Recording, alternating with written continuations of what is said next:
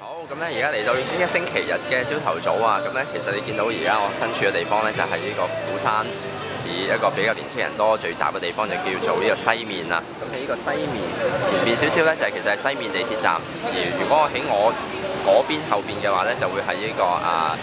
田浦地鐵站，係啦，就喺兩個地鐵站之間咧。咁呢個西面就係好似首爾嘅明洞咁樣啦。咁你就一路行一路都會見到好多啲 cafe 啊。呢度見到有一間咧就叫做 Cafe Benny。咁 Cafe Benny 咧就係我非常之中意嘅一間韓國嘅連鎖 cafe 嚟嘅。咁嗱，你呢度行嘅話咧，會發現呢度咧其實好少 Starbucks 㗎，即係可能係講緊你成個西面呢個咁長嘅步行街，可能都揾唔到一間嘅喎。咁呢間 Cafe Benny 咧反而就比較多嘅，係啲韓國本土嘅牌子啊。咁我都相信韓國人佢哋自己都會支持翻韓國本土嘅品牌啦。咁而呢間 Cafe Benny 有個最大嘅特色咧，就係其實佢係一間娛樂公司開㗎。咁所以咧，經常咧都會係譬如有啲唔同嘅，譬如話電影海報啊，或者係一啲明星啊，幫佢哋做代言人啊，咁樣都係佢哋自己公司旗下。咁同埋去到 cafe 裏邊咧，其實係佢會教埋你點飲咖啡嘅，即係宋承憲會拍咗條 video 就教你點樣去呢個品嚐咖啡咧咁樣。咁同埋呢個嘅好處咧就係24小時開啦，同埋佢哋係最出名咧就係食呢個 gelato 意大利雪糕同埋呢個 waffle 嘅。